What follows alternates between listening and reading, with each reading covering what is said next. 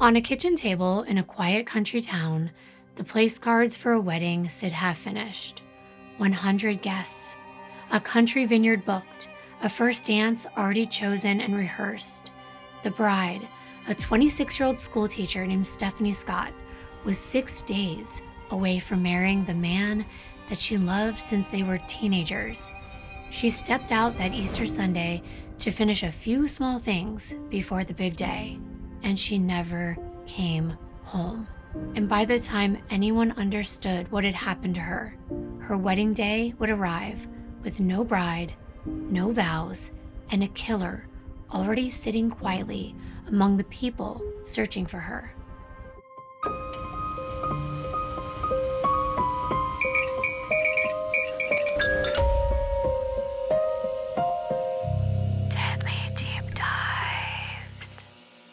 Hi everyone, welcome back to my channel. And if you have never been here before, I am Kimbyrleigha. It's nice to finally meet you. Before we get started, I have a question for you because I know I have felt this way and wondering if you feel this way right now. And that is stuck in debt after all those payments. PDS Debt shows you a way out, and they are the sponsor of today's video. And I can tell you from personal experience, the minimum payments are not designed to get you out of debt. They're designed to keep you stuck. And PDS Debt is the way out. They can reduce up to half of what you owe on credit cards, personal loans, and medical bills. And it starts with a free 30-second assessment at pdsdebt.com/Kimber. That's pdsdebt.com/Kimber. I'm going to put it up on the screen. I actually experienced an unexpected medical emergency, and unfortunately, that meant using my credit cards and racking up debt. And luckily, I was able to use this exact same method to get debt-free. And PDS Debt has customized options for anyone that's struggling with credit cards, personal loans, collections, or your own medical bills. And PDS Debt uses AI and data to go beyond the numbers and personalize savings solutions that are just for you. So I would say, stop juggling multiple payments and get one lower monthly payment. Your savings will start the day you complete the 30-second assessment. And checking your options is fast, free, and it will not impact your credit. If you're carrying any balance on your credit cards, it's costing you money every single day. And there's no minimum credit score required, and you can be confident you're in good hands because PDS Debt is top rated in the industry with thousands of 5-star reviews and an A+ rating on the Better Business Bureau. So check them out today at the link below or pdsdebt.com/Kimber. And thanks so much to PDS Debt for making this video possible. And now I want to thank some of you because my second true crime channel, my other true crime channel, Darklivity, received the 100,000 plaque, the little play button, the silver play button. And this is my second one. And I was super excited when I got this. It's my husband's very first one. If you haven't checked out that channel, it's a lot like this one, except you're going to get double the narrators. And you know what? That comes in handy when your voice is hoarse like mine is today. So bear with me right now, but go check it out if you haven't. And just so you know, we do deep dives over there. This today is another deep dive. So if you're the type of person that wants to go beyond the headlines and get way more detail in a true crime case, this is the type of video for you. And to understand how a town lost Stephanie, we have to go back to the night before anyone even knew she was missing. And also, I'm going to do my best with pronouncing all of these locations because this case does take place in Australia, so please be kind. Now, it is Easter Sunday, April 5th of 2015 in Leeton, which is a small farming town in New South Wales, Australia, which is about 6 hours southwest of Sydney. Stephanie's fiancé, Aaron Leeson Woolley, is driving home after a weekend away, and he's been trying to reach Stephanie the entire time, but there's no answer. Now, he isn't worried yet because she had 100 things on her mind with their wedding only 6 days away. But when he pulls up to their house just after 7:20 p.m., it's completely dark. Her Mazda is not there. And inside, their wedding place cards are spread out across the kitchen table and they're half finished, as though Stephanie just stepped away midway through and meant to come right back. Aaron drives around town. He's looking for his fiance. He calls all of her friends, and no one has seen her or heard from her. And he tells himself she'd maybe stayed somewhere for the night, but by the next morning, with still no word, Aaron does the thing that he has been dreading. He gets on the phone and he reports the woman that he was about to marry missing. Now, before we go any further, I, of course, want you to know who Stephanie was. Stephanie Claire Scott was born on October 14th of 1988 in Sydney, Australia. She was the fourth child, born to her parents Robert, who they called Bob, and Marilyn. She had two brothers and two sisters, Gordon, Stuart, Robin, and Kim. And the Scott family lived in the suburb of St. Clair. But when Stephanie was around 9, they moved to the town of Canowindra, and this is in the state's central west. And Stephanie enjoyed a typical carefree childhood in the country with her siblings. She shared a bedroom with her two sisters, and the three girls became extremely close. They would talk all the time, giggle into the night as they fell asleep. And having two brothers, there was never a dull moment in the Scott household. And in addition to playing jokes on other people, Stephanie knew how to laugh at herself as well. And early on, her dad gave her the nickname. It was pretty adorable. It was Button Nose. And looking back on pictures of her, it's easy to understand why. Stephanie loved being around other people, even from a young age. She joined the local Girl Guides and she played soccer. And she truly enjoyed learning and loved school. And this was something her dad, Bob, had really tried to instill in all of his children because he was a school teacher at the local high school. So, of course, he was thrilled that Stephanie shared his passion for education. Stephanie's bubbly personality meant that she was someone you could not easily forget. It was fitting that her favorite color was yellow. It was bright, like she was. She loved playing pranks on her siblings, and like many girls, she also loved fashion, dressing up, and even sewing. Stephanie showed early signs of being not just a team player, but a leader and someone who loved the spotlight. From the time she was about 5, she and her siblings would perform little plays for their parents and grandparents. I did the same thing growing up, so I could really, truly relate to that, and I know a lot of you can as well. Stephanie knew what costume she wanted to wear, and she had such a creative process. Even at a young age, she had control over everything, and she never lost her love for acting, and this grew into a passion for the dramatic arts as she got older. She balanced her love for performing with getting outside. Like I said, she loved playing soccer, and she did that well into high school. She also worked as a swimming instructor at the local pool, and like many teens in rural areas, Stephanie was definitely excited to get her driver's license. And I think we can say that about many teens. And to mark the occasion, one of their family friends actually generously gifted her a car, a 1987 Holden Kimbyrleigha, which Stephanie promptly nicknamed LaFonda. She wanted to learn everything she could about LaFonda and all of LaFonda's needs, whether that be maintenance work or how to take care of her car. Stephanie would be by her dad's side as he tinkered with the vehicle. She would even sit there and hand him the tools. Having her own car gave Stephanie the freedom to drive around, listen to her favorite music, which I really liked her taste in music. It included Matchbox 20, the Red Hot Chili Peppers, the Killers, and Jack Johnson. She had really good taste. In addition to her outgoing personality and her great sense of humor, Stephanie had many other wonderful qualities about her. Everyone in her life knew her as someone who was compassionate, sensitive, and considerate. She always made a point of being the very first person to wish her loved ones a happy birthday. This meant she would set an alarm for 12:01 a.m. and she would make sure to call you or text you right then. And when it came to life after graduation, Stephanie was always driven and focused. She knew exactly what she wanted to do. She had always seen the difference her father made in young people's lives as a teacher, and she immediately knew she was going to follow in his footsteps as a high school teacher. This was a way for Stephanie to embrace her love of learning, performing, encouraging and leading others, and also leaning into her playful side. After graduating, she enrolled in a teaching degree at Charles Sturt University in the city of Wagga Wagga. This was a 3-hour drive away from where she was living at the time. And going to college can be a very exciting time for any young person. They get to take the next step into independence, and Stephanie was in her element. She quickly made friends And they were definitely drawn to her warmth, her fun loving nature, her intelligence, her kindness, and also her goofiness. And Stephanie and her friends embraced everything about campus life, whether that was attending costume parties on the weekends, just hanging out and getting to know the new town, or studying together. And Stephanie's passion for sports continued as well. She played for a local soccer club, the Tallinn Wolves, where she actually captained the team.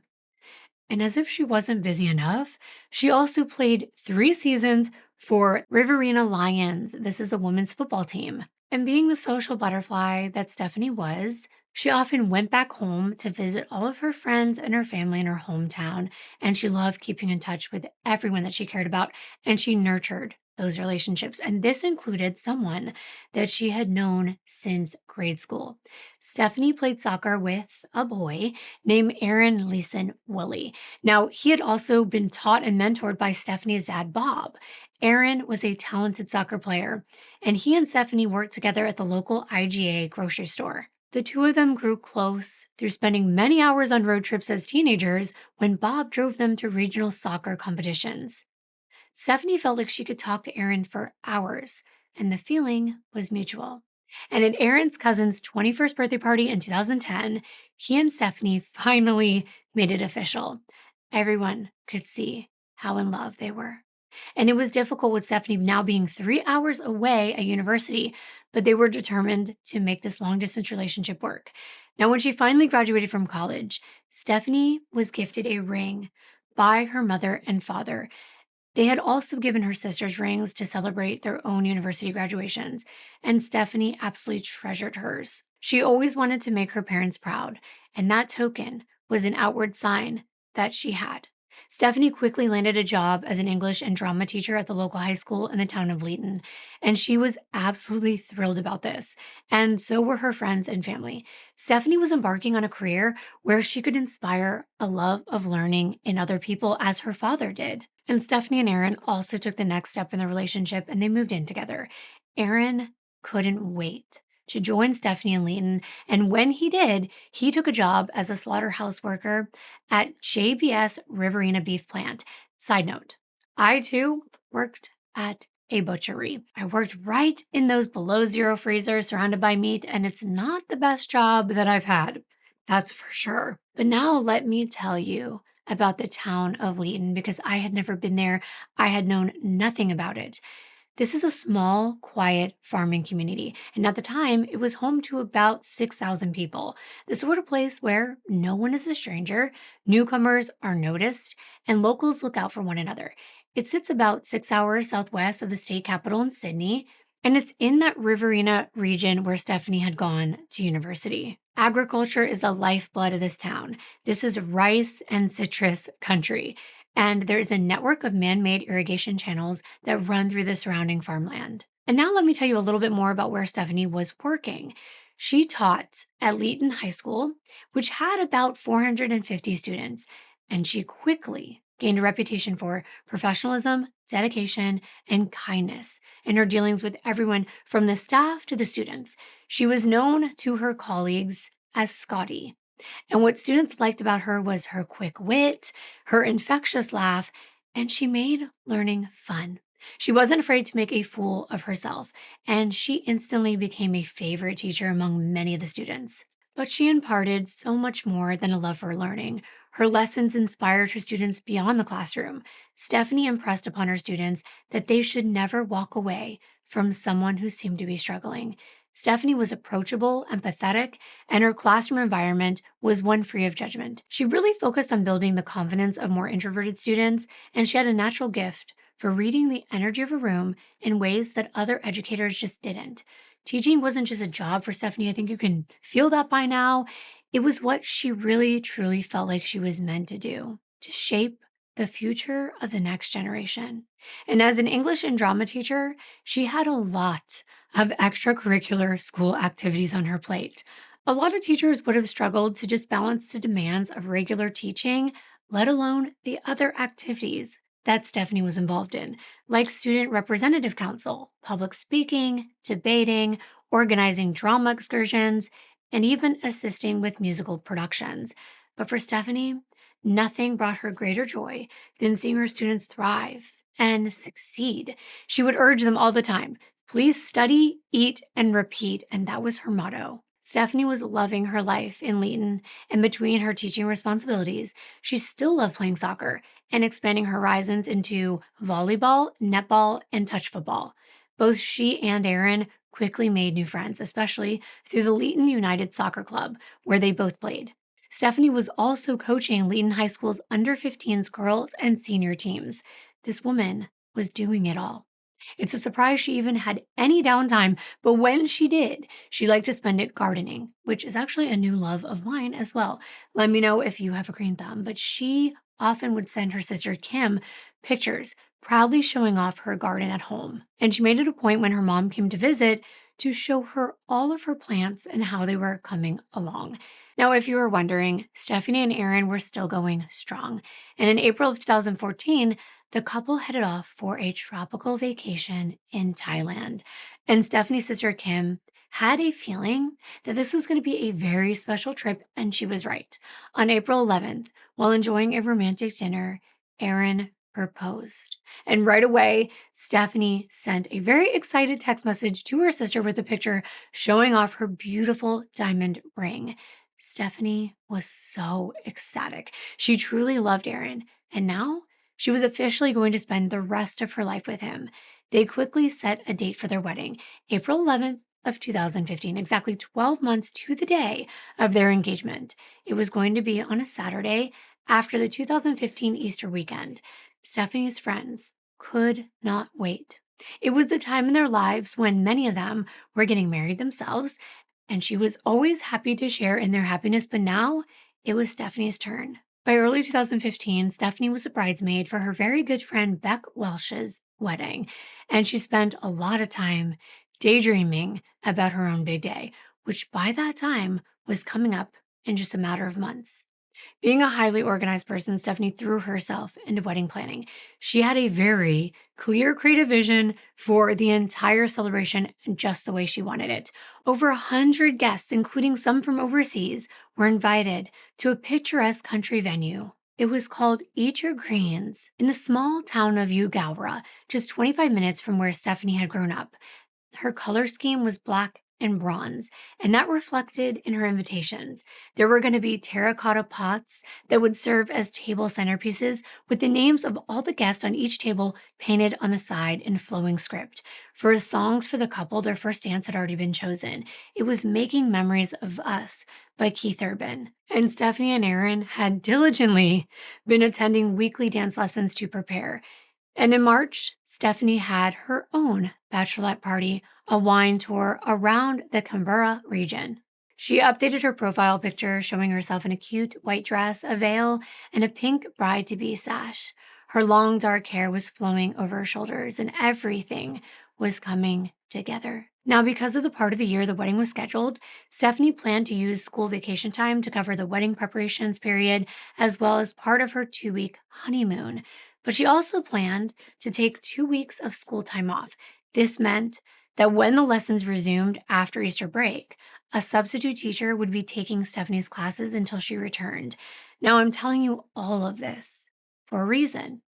Even though Stephanie could hardly contain her excitement about her honeymoon to Tahiti, one of the many things on her to-do list was to prepare lessons for that substitute teacher. She wanted everything to go as smoothly as possible for her students with minimal disruption. Of course, she was so excited about her upcoming wedding. She also loved her students so much that she knew that she would miss them while she was away.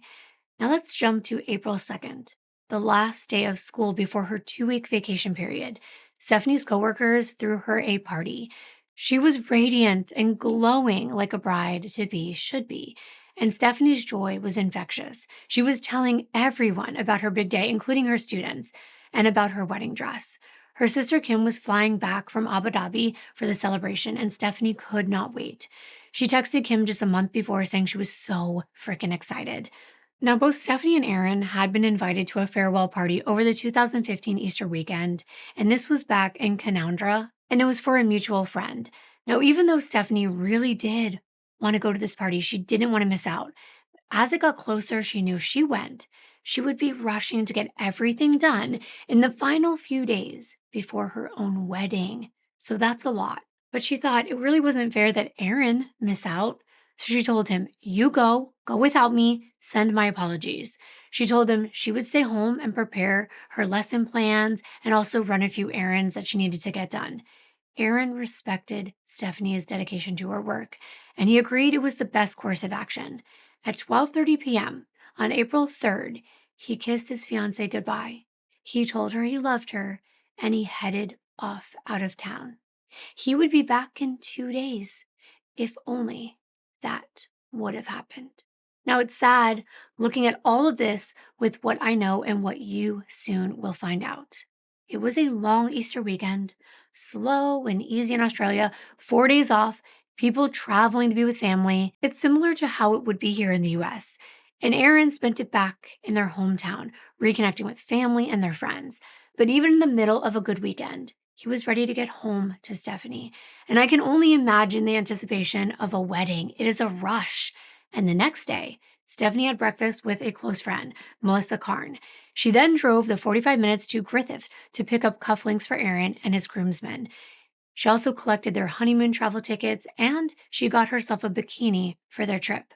She and Aaron spoke that day, and they agreed to have dinner the next night at a local restaurant called The Village after Aaron got back home. He made a reservation for 8 p.m., and that night, Stephanie spoke with her sister Robin for about 45 minutes on the phone, going over all the last-minute details. Robin was so happy for her sister. Stephanie was upbeat and her usual happy self. Now, around 10:30 p.m., Stephanie and Aaron had a quick call just to say goodnight to one another, and everything was completely normal. And I say it all the time, but this is what scares me the most: the normalcy. The next morning, which was Sunday, April 5th, Stephanie texted Aaron to say that she was heading to school for the next few hours to finish up her lesson plans.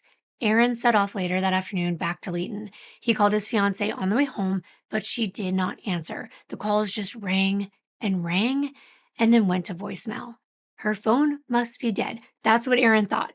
With everything she had on her plate, maybe she hadn't had a chance to charge it. He sent her a text message, but there was still no response. He figured he would just find out why she wasn't answering when he got back home.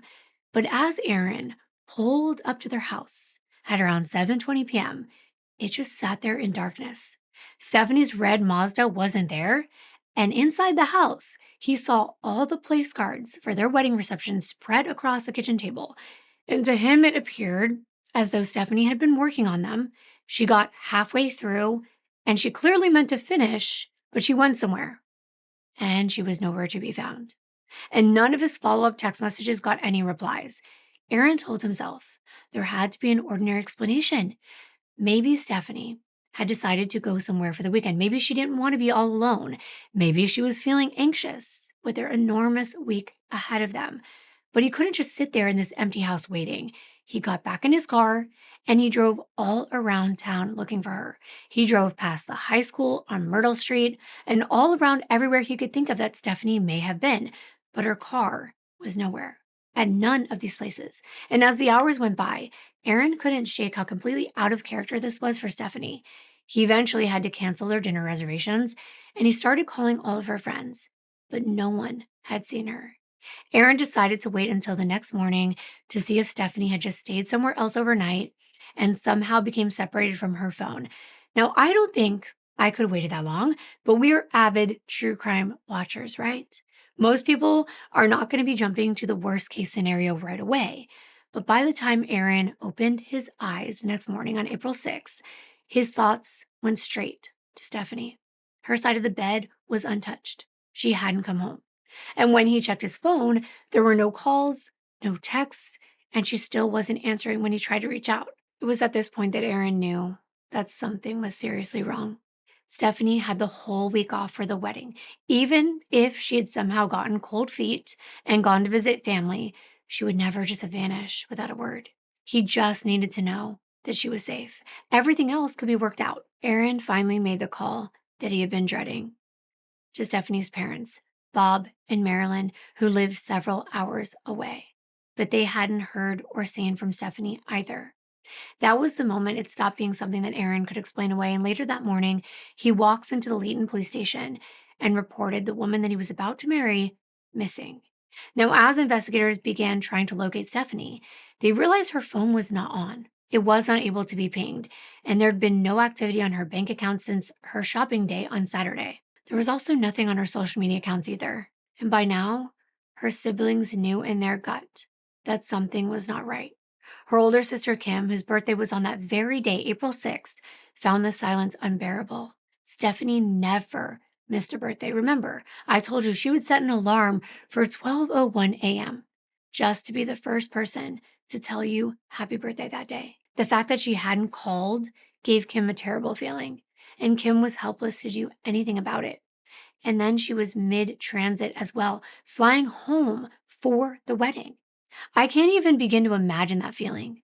And during the layover in Perth, Kim texted Stephanie, and this is what she said. She said, "Righto, Stephanie, I'm about to board my flight. I'm expecting good news when I switch my phone on in Sydney. I love you. XXX." It was so sad. Everyone was planning everything around the wedding, and Stephanie is nowhere to be found.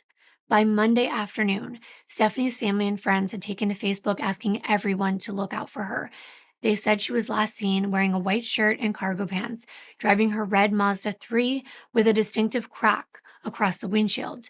Within 24 hours, a single post by her brother Stuart had been shared over 1,500 times. Now, on April 7th, almost 48 hours after Stephanie was last heard from, police issued a description of the missing young woman and her car, and they appealed to the public for any information. Detective Sergeant Tim Clark and Detective Senior Constable Justin Milne went to Layton High School with Stephanie's colleague, Monique Hardy. They were there to trace Stephanie's last movements. Monique had explained Stephanie didn't have her own keys or alarm codes to the school. So around 11 a.m. on Sunday, Stephanie had come by to Monique's house to borrow Monique's set, which were on a red and white lanyard, including a key with a blue keycap on it. Monique had gone with her to the school to make sure she could get inside, and she watched Stephanie park near the gates, walk into the school alone, and then Monique left. When asked, Monique told investigators that neither she nor Stephanie expected anyone else to be around. It was a school holiday. Now, at Stephanie's desk in the staff room, the detectives found nothing out of the ordinary. Her lesson plans were finished, ready for the substitute teacher. So that suggested she had gotten her task done by the end of that day. And another clue was that Monique's keys were nowhere to be found, which meant Stephanie must have left. So they pulled the security records, which showed that Stephanie had disarmed the administrative block at 1:31 p.m. And she rearmed the alarm 7 minutes later at 1:38 p.m. But that was the last trace of Stephanie anywhere. Now, this part initially kind of confused me, and it's important, so I'm going to break it down for you just in case it's confusing to you, because it's important. The staff room where Stephanie worked was locked, but not alarmed. So she could sit and work there without touching any alarm at all. But to actually leave the school grounds, she had to pass through what's called the administration block, and that did have an alarm.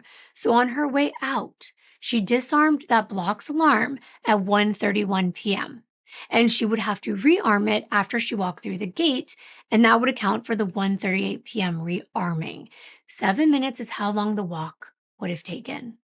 There was no sign of her, so the investigators presumed whatever happened to her happened after she walked out of those gates. I hope that all makes sense. And her loved ones were desperate.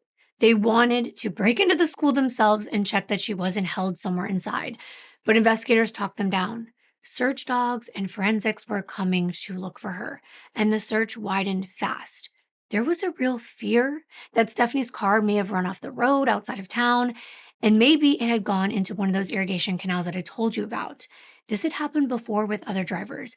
So police divers searched the canals and the farm dams, and officers ran painstaking line searches on the outskirts of town, and they combed every trail, every bike route, and everyone who had planned to travel for Stephanie and Aaron's wedding came out there anyway. But now, instead of being there for a celebration, they were there looking for her. And again, thinking about that is so heartbreaking. And there's this irony to it that this trip was already planned, but of course, Stephanie goes missing. And that wasn't planned. The community rallied, they raised more than $15,000 so that the family could actually hire a helicopter to search for her car from the air. The Leeton Volunteer Rescue Association turned out and they were in force, and Detective Inspector Paul Smith said, quote, "The public are our eyes and ears, and any information which could assist would be greatly appreciated," end quote. Now I have to address the early speculation. And it was that Stephanie had gotten cold feet. And hey, it does happen. You've heard of runaway bride, I'm sure. Some people get so far into planning their wedding, into the planning process itself, into the invitations, and they're too embarrassed to abandon ship. But everyone who knew Stephanie said that was impossible. Her friend Melissa, who had breakfast with her the day before she vanished, told reporters that Stephanie was so excited. She was already wearing her wedding band around the house. And there were two of her students that said the same thing, that there was no way she got cold feet. She was too happy. At that point, they said they were just praying she was still alive. And then, of course, the media dissented. And it wasn't always welcome. Local reporters understood the need for sensitivity, but bigger outlets, they came in for major cities and they were more aggressive. And of course, the tabloids were the worst. They were running all kinds of tasteless plays on words like bride and seek, which of course was keeping alive the whole runaway bride theory. There was also veil of mystery. And for a grieving town and family, it was like salt being rubbed in their wounds. I do understand better than most people, and I hate to say this, but if you want eyes on a story, not just to sell papers, but to get her story out there, you kind of have to be attention grabbing. It happens here on YouTube as well. But I really can't tell you the tabloids' intentions. Mine are not theirs, I'm sure, but they can be so ruthless. So I can understand the pain in all of that. But really, the ugliest part really fell on Aaron himself. On April 8th, he made an emotional plea to the public. He said, "It's baffling me where she could be. I just want her here so that we can get on with the stuff we need to." Anyone watching could see what it was costing him.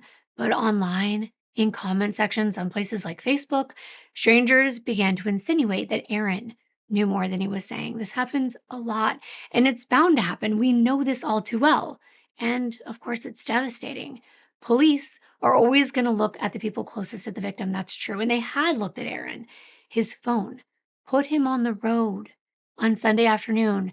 He was miles and miles away in Canowindra, exactly when Stephanie's phone went dark. He was never a suspect. Everyone who knew this couple knew that he would rather die than hurt Stephanie. And the focus was shifting anyway because they had a new person they needed to talk to. While the officers were searching the school grounds that night, a neighbor mentioned that he had seen the school janitor driving his white Toyota truck at the school over the weekend. Another person that may have seen Stephanie. So, of course, the investigators want to track him down, and they didn't have to look very far.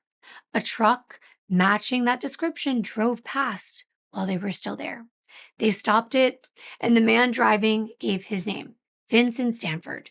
He said he was the janitor, and he told them that he had been cleaning out garbage bins over the weekend, but unfortunately, he relayed that he never met Stephanie, and he had not seen her there. He told the officers he was very sorry that he could not help them, and he said good luck with the search.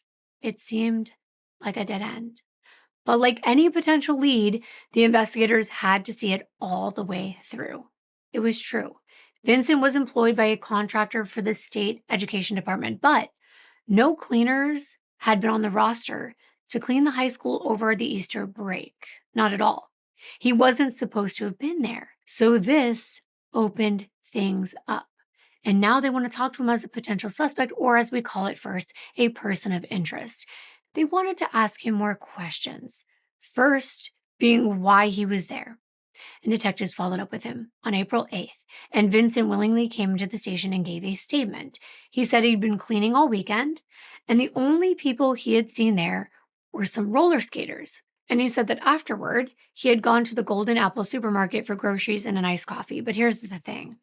Detective Milne knew that couldn't be true because the Golden Apple was closed that Sunday. So he's thinking, why had Vincent lied? Now, could he have gotten his days mixed up? Or was he hiding something? And meanwhile, an early witness sighting of Stephanie actually fell apart. One of Aaron's friends had told police that he thought he had seen Stephanie at a local Woolworths at 1 p.m. Sunday.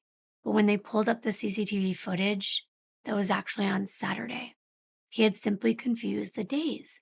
So you see, it is possible, especially when people have a routine. But the detectives only had one lead, and that was Vincent. So at 6 p.m. on Wednesday, April 8th, the detectives returned to the home where Vincent lived on Maiden Avenue to clarify his statement. However, Vincent wasn't there. His mother, Anka, and older brother Luke were, and Anka gave the officers permission to search the whole house. And nothing seemed out of place until Detective Milne reached Vincent's bedroom. And there, on a red and white lanyard, was a set of keys, and one of them had a blue keycap on it.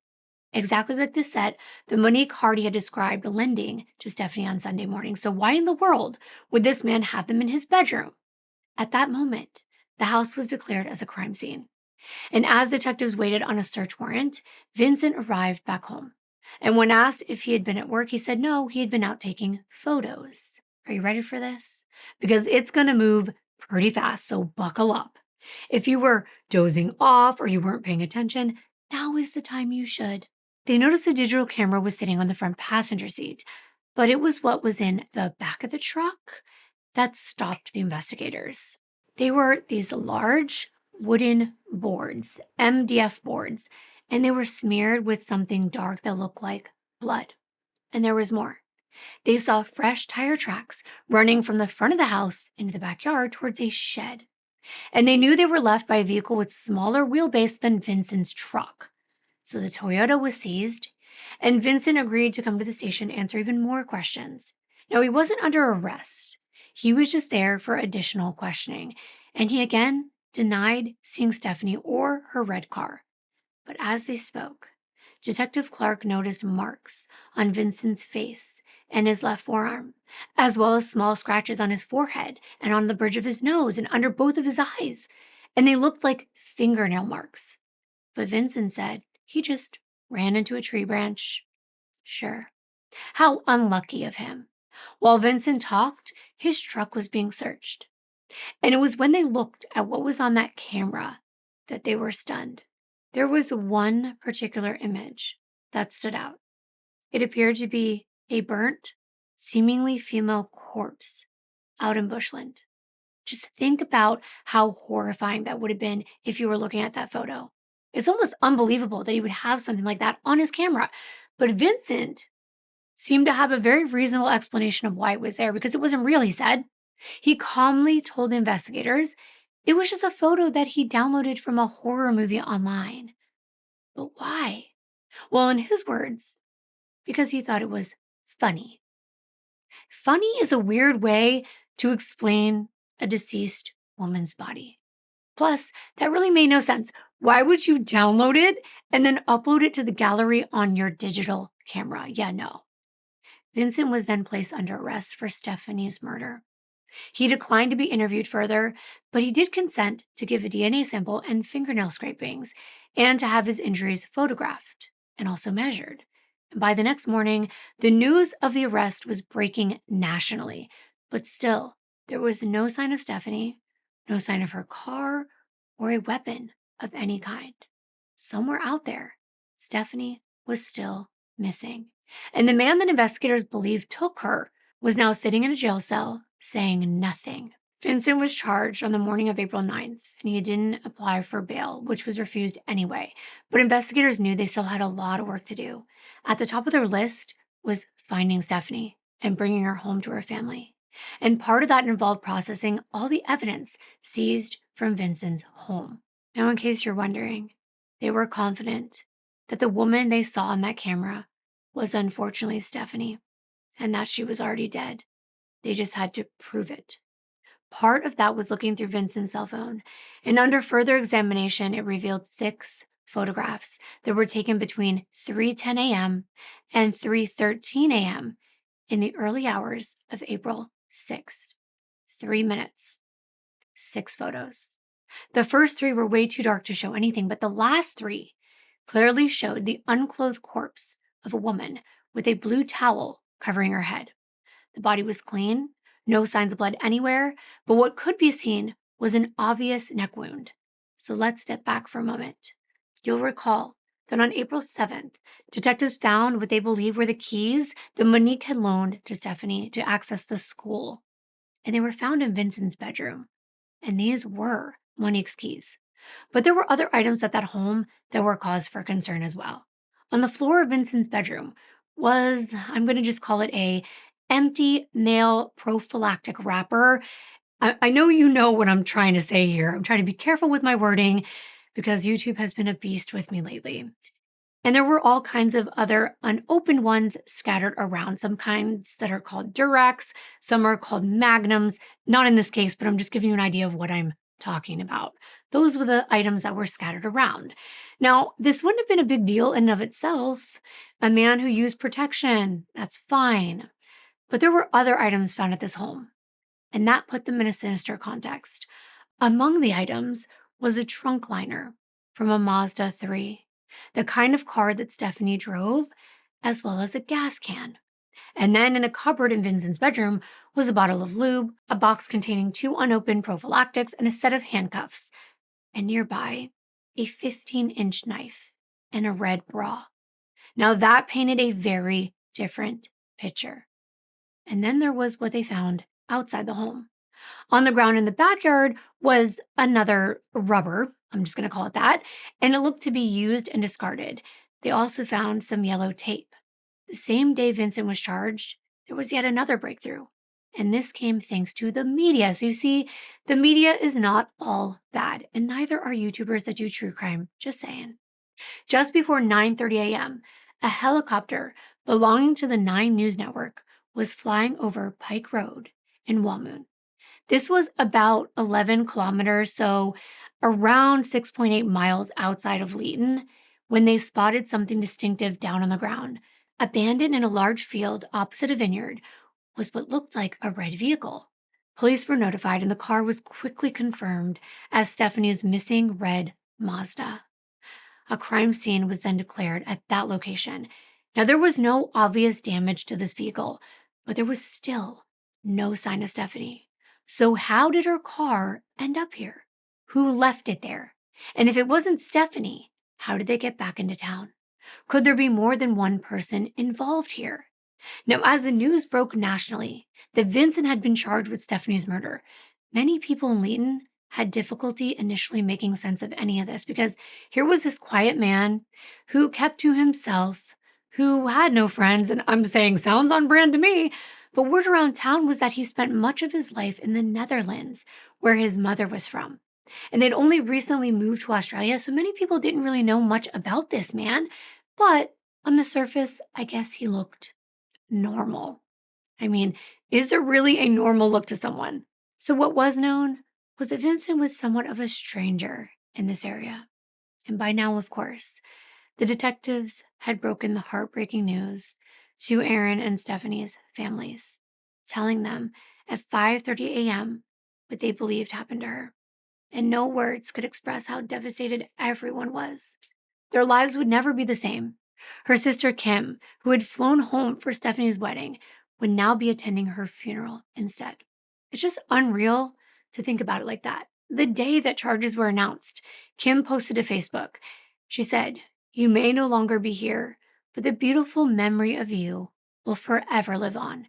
Thank you for 26 unforgettable years. Stephanie, our lives will never be the same without you." And her other sister Robin also posted. She said, "Always and forever in our hearts. That he can't take away from us. That's ours to keep forever and always."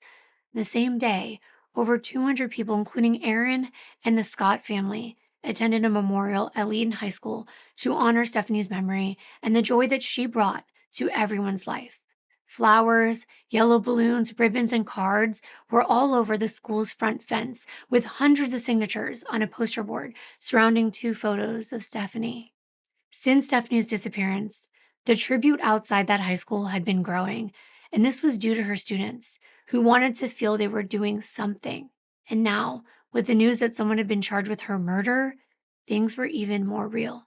Stephanie wasn't coming home alive, as everyone had hoped for. The school's front fence was just this shimmering mass of yellow in the fall sun, as onlookers wept in silence. And the following day, while investigators processed Stephanie's car and worked tirelessly to locate her body, another tip came in. At 8 a.m. on April 10th, a local man named Paul Halls came down to Leeton Police Station.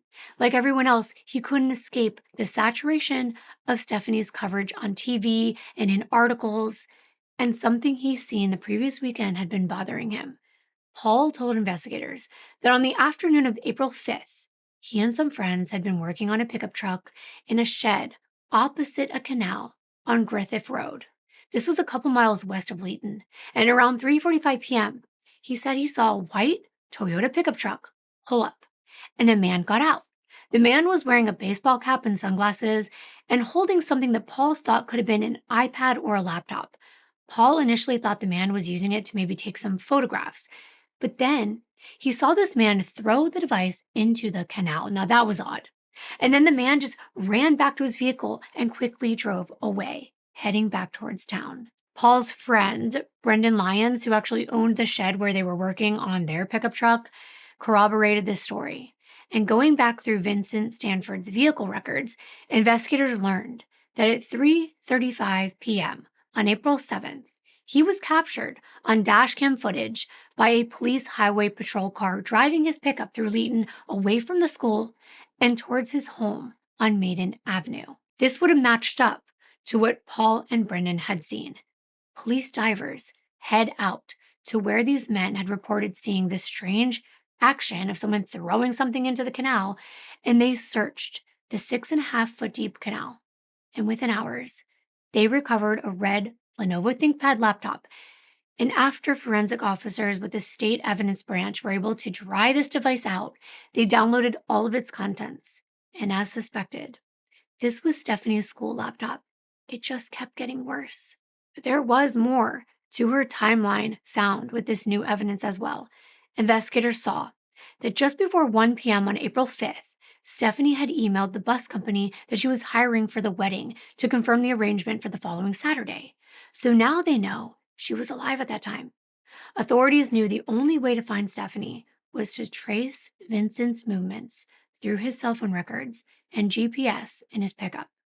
Interestingly, he had turned off his phone in Leeton at 1:15 a.m. on April 6th, and when he switched it back on just after 3 a.m., it pinged about 30 miles north of town to a place called Cocopara National Park. The GPS in Vincent's pickup truck told the same story. Its recent destinations included the national park and a gravel access road called Boundary Road. Soil deposits on the pickup confirmed it had been driven on gravel. Officers now had somewhere to look. So now out in that national park, officers on trail bikes faced a wide search area with the sun already going down. But around 5 p.m., riding along Witten's Stock route, they stopped.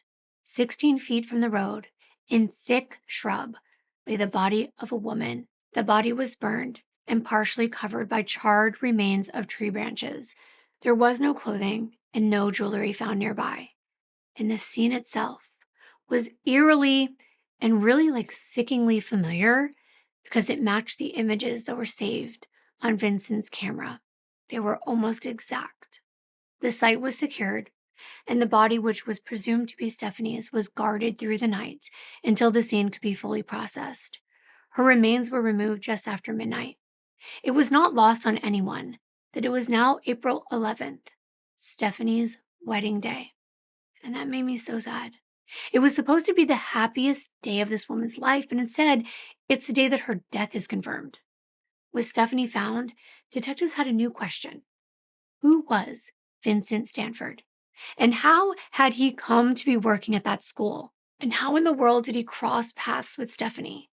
They began digging into his employment. Vincent had been working at Leeton High School as a temporary janitor since early March of 2015, so only about 5 weeks before the murder. He wasn't employed by the school, but by a cleaning company that was contracted to the State Department of Education, for whom he had worked since October of 2014. He was due to finish before Easter break.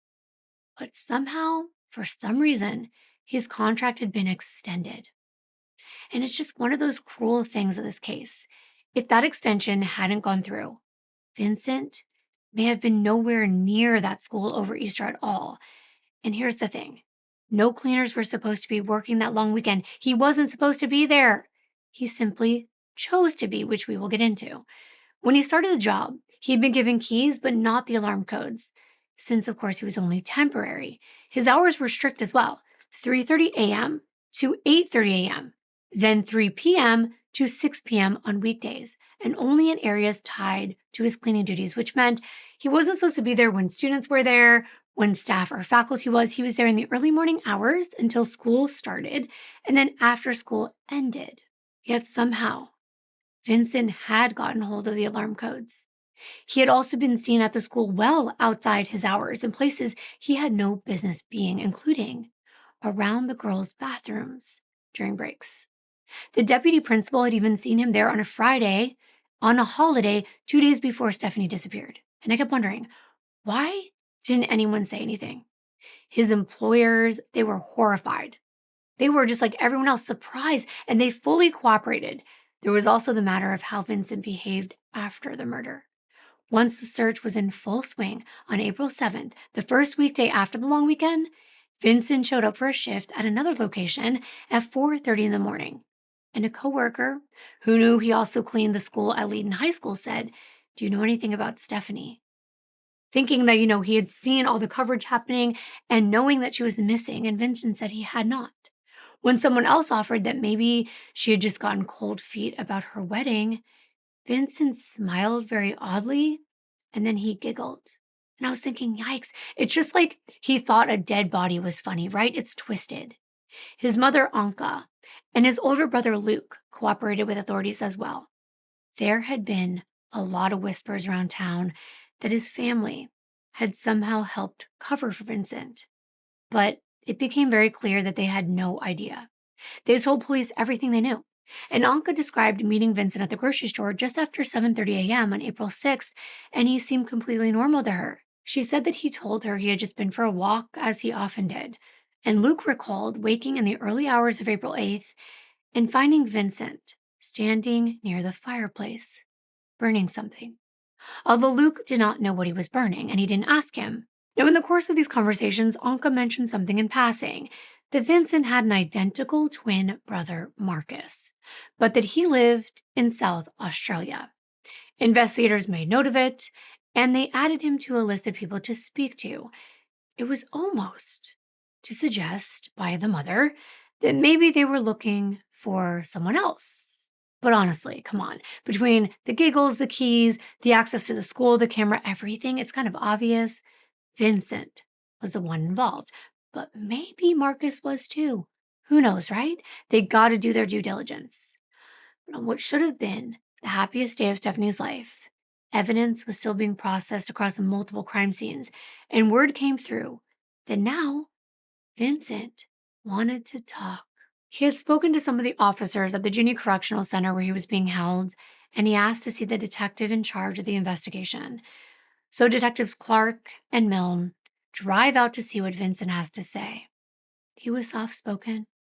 He had a heavy Dutch accent that obviously reflected how much of his life he had spent in the Netherlands. And at this stage, Vincent had no idea that Stephanie's body had been found or what else had been seized from his home and his phone. The detectives were not going to tell him that yet. They wanted to hear what he had to say unprompted. They fully expected him to fish for information, to try to work out how much they knew, what they were doing. But instead, when they sat down across from this man, he was alert, he was calm, he wasn't in a rush, and he said something they were not prepared for. Vincent opened with, "I want to confess to the charges placed against me. I agree to the charges and confess to the murder of Stephanie, but I can't remember her surname." I mean, these detectives nearly fell off their chairs. A confession was the last thing they expected. And he kept talking. And he explained that he spent most of the long weekend cleaning at the high school simply because, in his words, he was bored. That he had been there Friday, emptying out and hosing down the garbage bins until about 2 p.m. And then he was back on Saturday, cleaning another building. And then on Easter Sunday, he said, he arrived at 7:30 a.m. and parked in the school lot. Just after 9 a.m., he deactivated the alarm to the administration block. And then he opened a downstairs storeroom just inside the main entrance, a room that was once used as a dark room. And if you're not familiar, a dark room used to be used for developing photographs. But he was claiming that he had never been inside before and he just wanted to see what was in there. He left that door open. Think about that for a moment. He just randomly leaves his door open? No, I don't think so. But he insisted he also never met Stephanie and had no idea she was going to be at school that day. Also remember that statement.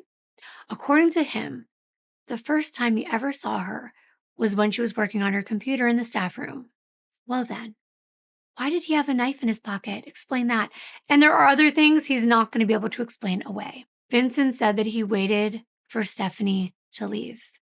And as she passed him near the open storeroom door, convenient, right? She said, "I'm going home now. Have a happy Easter." And as Stephanie reached into her bag for her keys, and he told them, I picked her up from behind, put my right hand over her mouth and my left hand around her middle, and I dragged her into that storeroom. And then he described his surprise at how violently this woman fought back, scratching him as she was struggling. He said she didn't scream because he had his hand on her throat. And once the door was closed, he threw her to the floor and he started to beat her with his fist until she stopped moving. Then he removed the knife from his pocket.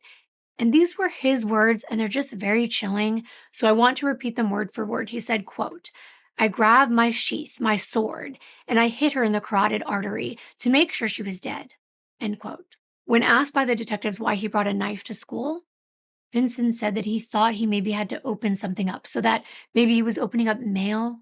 That was his explanation. But he said they could find it at his house. He said they would also find blood in the storeroom that he could not remove, even when he later said he cleaned it with a pressure washer. He then recounted picking up Stephanie's bag and her keys and leaving her body on the floor and then going home for about 10 minutes. And you know what he did there? He said he calmly ate a cheese sandwich and drank a cup of coffee, as though he had done nothing sinister at this point.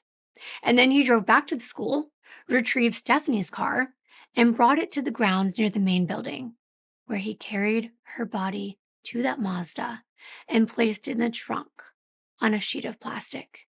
He then took a piece of yellow masking tape and he tried to put it over her neck wound to stop the bleeding. He said he then cleaned the knife, and that's when he got the high-pressure washer and he tried to clean the storeroom before driving Stephanie's car with her body in the trunk back to his house and parking it in the backyard near the shed. He walked back to the school, he says at this point, loaded the blood-spattered boards from the storeroom into his pickup truck because he couldn't wash them, and drove home. Much later that night, Vincent tells the investigators that at this point, he drove Stephanie's car to a spot near a local gas station. He walked over on foot, filled a can with gasoline, and by now, it was the early hours of April 6th. He drove her body to that national park, arriving, he said, around 2 a.m., and parked near Witten Stock Route, a place that he knew very well, he said, from camping there with his family. Think about that. It's like, this is a place that you've been to with happy moments in your life, and now you're bringing someone's body out there. He said he pulled Stephanie's body from the trunk and laid it on the ground. She was described as stiff and in the fetal position, but Vincent said he could still move the joints, that he straightened her out and then removed her clothing, which he said took a fair amount of effort. He had to even cut her shirt to get off of her. And when they asked him, why would you undress her? He claimed he thought her clothes wouldn't burn. Yeah, okay, buddy. I don't think anyone's believing much of what he's saying at this point. But hey, There was an outline of what he did, and it was making sense. He then said he put her clothes, a sun visor from her car, and the plastic from the trunk into a backpack to take back into town. He couldn't explain why he took those items because why wouldn't you just burn them? But I guess again, maybe he thought they wouldn't burn. He also couldn't explain why he took those photographs that were found on his device, but I bet I can tell you one reason: because he's sick. Vincent then described laying branches over Stephanie's body and pouring roughly 5 gallons of gasoline on top and setting a fire with a match. He claimed that he didn't stand there to find out what would happen next. So when you travelled, did you stay around long to watch your body burn? Or? No, I left straight away. You left straight away?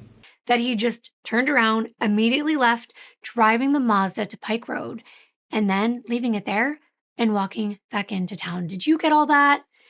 That was his version of the murder, the cleanup, and the disposal. Then he explains when he gets back home, he changes his clothes, and then just around 7:30 a.m., he meets his mom at the grocery store and said he had been for a walk. So his mom corroborated that part. And then he said he went home, put Stephanie's belongings into his closet, ate something, and slept for a couple of hours. Then, in his words, went about his day, driving around Leeton and out to Griffith, dumping Stephanie's belongings in public trash cans in both of those towns. Vincent goes on to explain how he returned to the national park in the late afternoon of April 8th. He told the detectives he just wanted to see if Stephanie was still there, because in his words, I thought maybe the wildlife would have taken her. Driving back, he stopped near Pike Road where he left her car just to have a look. Yeah. You know that he couldn't resist going back to these spots. You know it. When asked about the used prophylactic found in his backyard, Vincent said it must have just been an old one. He denied doing anything sexual to Stephanie. Nice try. Detectives Clark and Milne kept their composure this entire time, but they were honestly shaken by how freely this man spoke about what he had done. It was just like him explaining another day. He was cooperative to the point of eeriness. There was just no hesitation, no evasion, but just no emotion and no hint of remorse. This man was completely flat with his words. I'm playing some of what he said while we've been talking about this. When they asked why he was angry with Stephanie and why he had killed her, his answer was that he wasn't. He wasn't angry or anything, he said. Basically just emotionless. He's telling them, I didn't really feel anger. I just wanted to kill her. Are you able to tell me why you got angry at Stephanie and why you wanted to kill her? I didn't really feel anger, I just wanted to kill her. Oh, so you didn't feel anger? No. And you just wanted to kill her? That he had a lot of violent thoughts, but he had never acted on them. He had thoughts about killing various people throughout his entire life that he had met and thought about hurting them. And that's all, really. And he said that he thought it probably had something to do with mental problems that he had, but that none of these people he fantasized about killing had ever done anything to deserve it. He said he didn't feel a lot of emotion. Wow, what a surprise. Like I said, he delivered this statement after statement as though he were describing maybe someone else's day, like far removed. It was just so matter-of-fact and unmoving. It's like, how can you not be moved by this? Like, how can you not feel? And I kept thinking, can you believe that people like this walk among us every day? We just don't know it. 2 days after Vincent's confession, Stephanie's autopsy was conducted by forensic pathologist Dr. Rainey Van Vuren, and the findings laid out the violence of Stephanie's final moments. She had bruising that was mainly on the right side of her face. There was a small incision on her right eyebrow, a nasal fracture, and what they called a blowout fracture of her right eye socket. She had been punched around 40 times. On the right side of her neck were 2 stab wounds, reaching to the front of the 4th cervical vertebra. There was also internal bleeding on and within her brain, and her cause of death was ultimately blunt force trauma to her head. Now, the broader evidence also established what police had suspected, that Stephanie had been violated. And this is something that Vincent kept denying at this point. And while he admitted to setting her body on fire, she had not fully burned. Most of the gasoline had been concentrated on her upper thighs and her lower rib cage, leaving the rest of her body with relatively minor fire damage. And to investigators, that specific pattern spoke for itself. Vincent had clearly been trying to destroy evidence specifically of a sexual nature because of the positioning of where the burning was. Now, I'm going to tell you that no one would have blamed Aaron or Stephanie's family and friends for wanting to just shut themselves inside on what should have been her wedding day, for them to just grieve in private. But what they did was truly remarkable. It shows their resilience and their generosity. Instead, they invited the Leighton community to join them at an outdoor picnic that they called Make Mountford Park Yellow Day. That morning, all dressed in the color yellow, Stephanie's loved ones gathered with residents to celebrate their daughter, sister, fiance, friend, and favorite teacher. Her father, Bob, addressed the entire crowd, and he said Stephanie was a bubbly, bright, witty, intelligent, fun-loving girl who has obviously impacted many people here today. And our wishes for her future are that she will continue in your minds. I'm sure wherever she is now, she would wish that to be the case, as you remember her as that great little girl that she was. And then everyone released yellow balloons into the air. Everyone was clapping and crying, and around the country, women were honoring Stephanie in their own way. I'd never heard of anything like this because this is such an extraordinary case. But after the news broke that someone had been arrested, the hashtag #PutYourDressOut began trending online. On the day Stephanie was supposed to be married, women across Australia actually took out their wedding dresses and hung them on their front doors as a tribute. And those attending other weddings wore yellow. And I was just thinking about how amazing that is that people did that. Her sister Kim posted something on Facebook. It was a poem that she had written, and she was supposed to read this at Stephanie and Aaron's wedding. It described how the couple met and the bond that they shared. And I'm going to read it to you. It said, quote, "They make each other smile. They can fill a room with love. Joking and laughing, they fit each other like a glove. You're beautiful people when you stand alone. Together you're strong, you set the tone. I wish you all the happiness for the many years to come. May you fill each other with joy and never be glum. I'm sure you'd all agree that their bond is unique, special, and happy. Their love is what we seek." End quote. At the site where Stephanie's body was found, people quietly left yellow bouquets and hung paper lanterns from the trees to mark her final resting place. I remember seeing a photo of one single yellow balloon hanging right above where her body was found. And that itself, just that picture, is such a statement. Her family planted daffodils and native plants there in her memory. And a week later, school resumed. But the mood at Leighton High School was heavy for all of the staff and the students. Teens who would normally be so embarrassed to be walked in by their parents were now actually grateful for it, entering the grounds slowly and in tears with yellow flowers and balloons and messages of love for Stephanie. And where she had once brought joy to her students' lives, there was now just silence.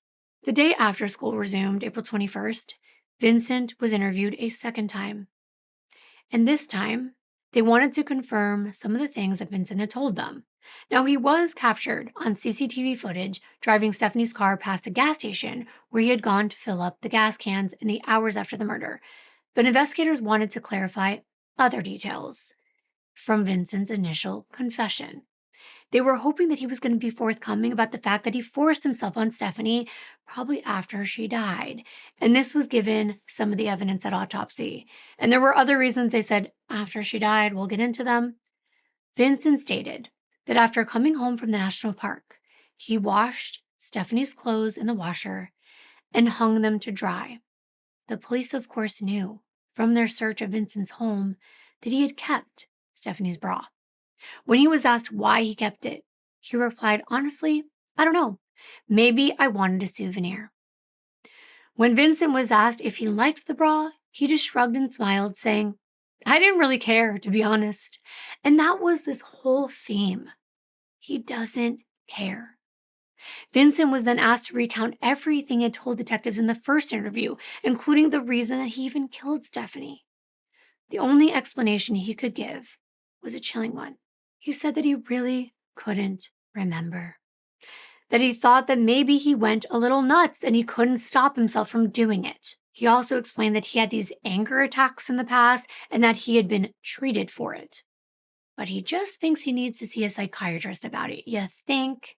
I am letting you hear some of this, and you can kind of feel this for yourself, how cold he was. Then did you use match to light the fire, or did you use cigarette? Put some petrol on a stick and I lit a match on that. Yep. And I chucked the stick on there. Yep. And where did the match? What about the match? Where did you put it?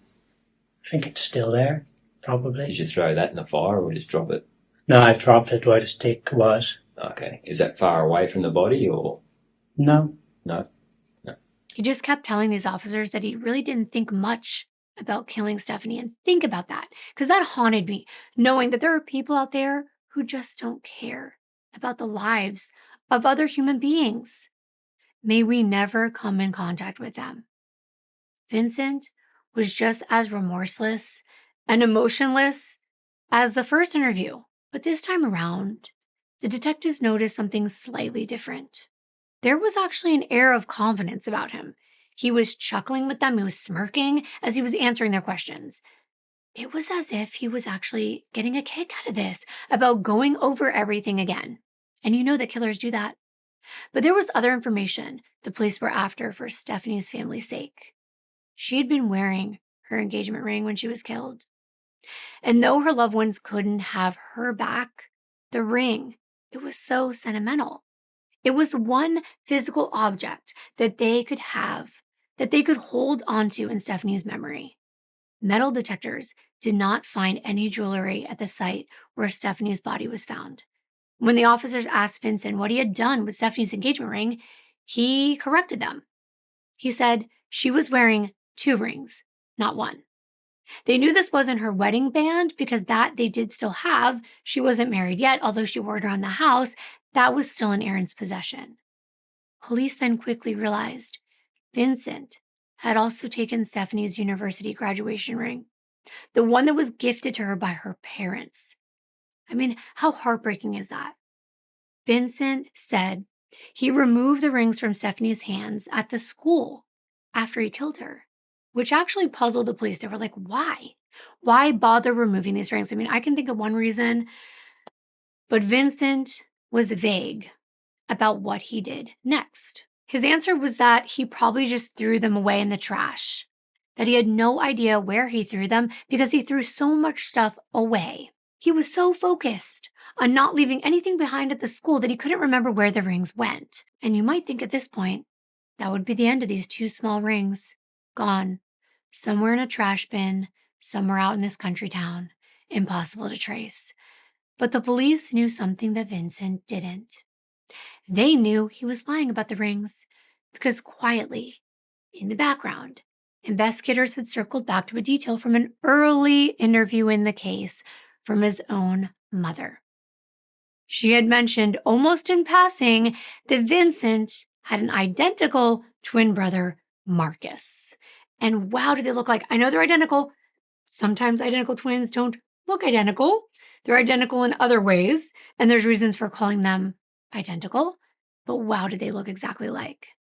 His brother Marcus was living hundreds of miles away in South Australia and had just become very interesting to investigators indeed. When Anka Stanford, their mother, had told police that Vincent not only had another brother who lived interstate, but that they were identical, the investigators, like I said, had to do their due diligence. Because guess what? You may or may not know this, but identical twins share the same DNA, which meant investigators couldn't simply rely on forensics to tell the brothers apart. They needed to confirm from an alibi standpoint, that Marcus wasn't the killer they were after. So at the request of Detective Clark, South Australia police contacted Marcus in order to eliminate him as a suspect.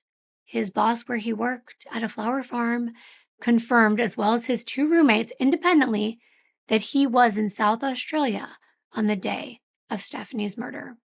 And he lived a 9-hour drive away from Leighton. So Marcus wasn't physically involved.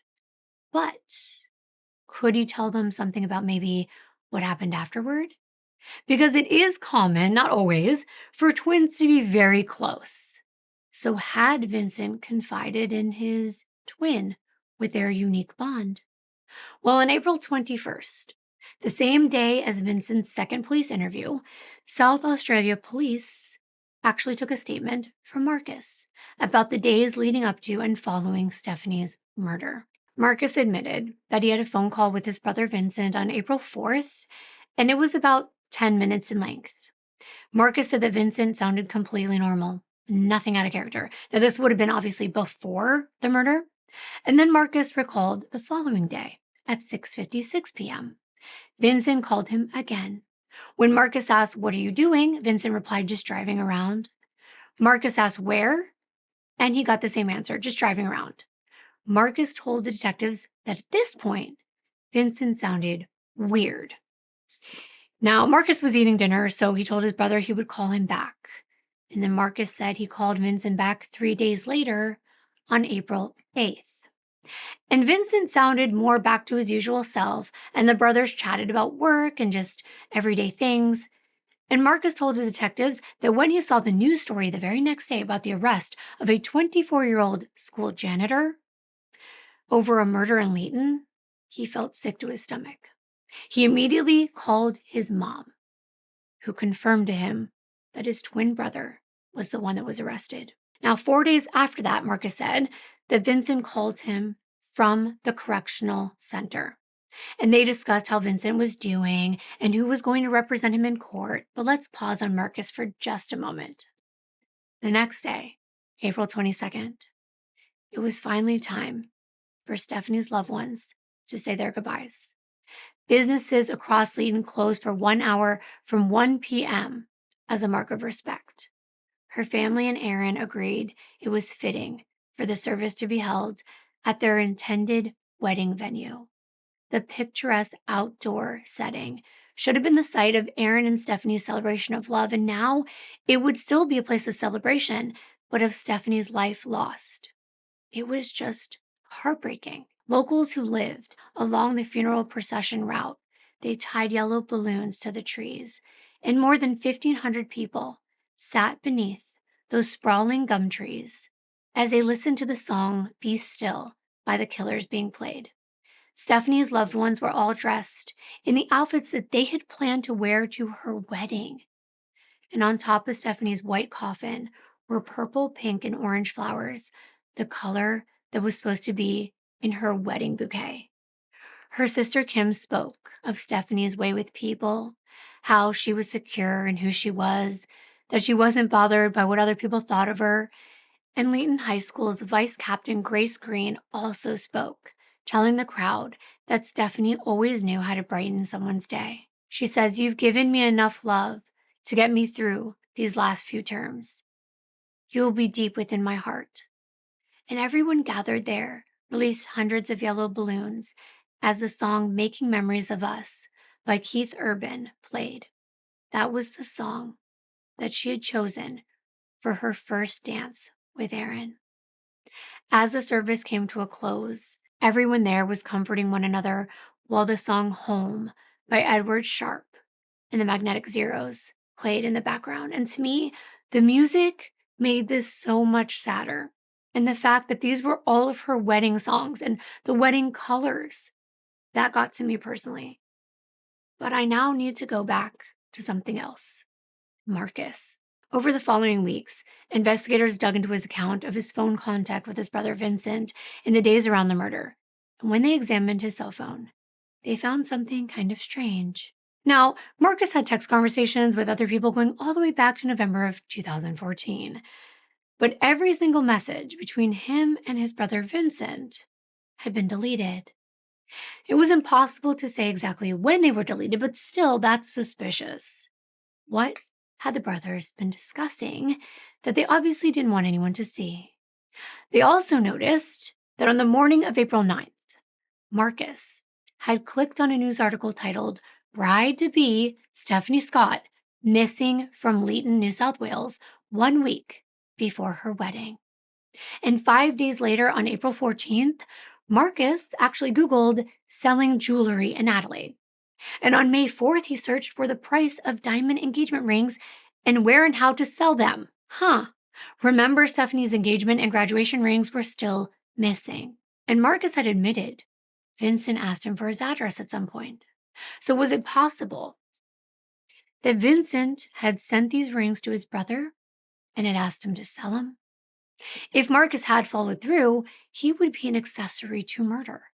South Australia police began checking pawn shops and secondhand jewelry stores across Adelaide, and Detective Sergeant Baker did his own searching, and he found what's called the Adelaide Exchange Jewelry Store in a suburb of Modbury.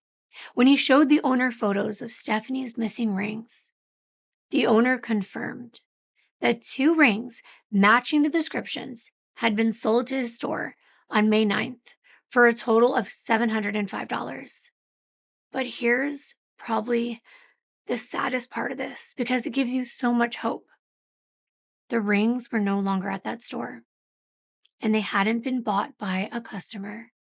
They had actually been scrapped. Another heartbreaking moment, because what that meant was that they were melted down and they were used to make other jewelry. Her family would never get them back. Now, without Marcus's deleted phone records to show how he acquired those rings and why he sold them, police had to wait on Vincent's cell phone records. And in the meantime, they began monitoring Vincent's jailhouse calls. And on May 26th, Vincent called his twin Marcus, and he asked him something simple: what he had done with the stuff he'd sent him. And Marcus replied, "Exactly what you told me to do." And then Vincent asked, "Did you get a fair bit for it?" And Marcus said, "Yes," to which Vincent responded, "That's good." When Vincent asked what he had done with the money, Marcus said he paid for a plane ticket for the trip. I'm saying it in that way for a reason, because investigators knew that Marcus flew to New South Wales to visit Vincent in jail. Was that what he meant? That trip? It just sickened me. 2 days after that call, on May 28th, police finally received Vincent's cell phone records. The April 4th call that Marcus had claimed was only 10 minutes was actually 40 minutes. So they were talking about a lot. And the records revealed something else. On the morning of April 8th, 3 days after Stephanie was killed, the brothers had exchanged text messages. Vincent had written, "I'm going to send you an envelope. Keep it safe for me. And can you let me know when you receive the envelope?" There was no recorded message in which Vincent explicitly asked his brother to sell the rings, but detectives were confident that instruction came during a phone call at 5:05 p.m.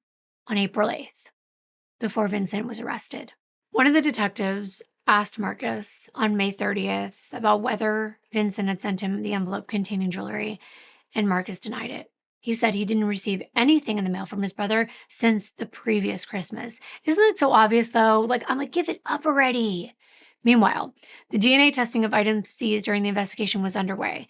Stephanie's DNA was found on the outside of that prophylactic that was recovered from Vincent's backyard. It was right where her car had been parked. Vincent's DNA was also found inside that item, the rubber item? Yeah. And on June 3rd, Vincent was charged with aggravated SA and inflicting actual bodily harm.